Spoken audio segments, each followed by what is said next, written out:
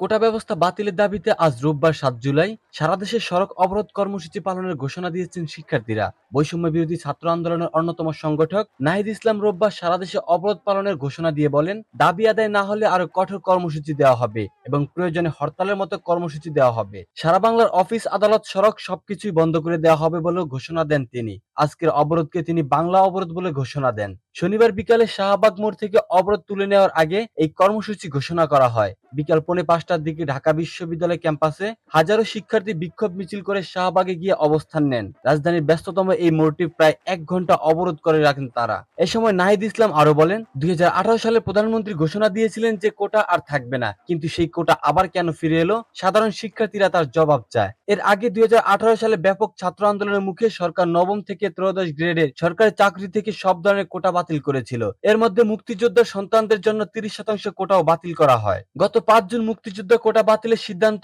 অবৈধ ঘোষণা করেন হাইকোর্ট। এরপর কোটা বাতিলের দাবিতে বিভিন্ন ক্যাম্পাসে আবারও ছাত্র আন্দোলন শুরু হয়।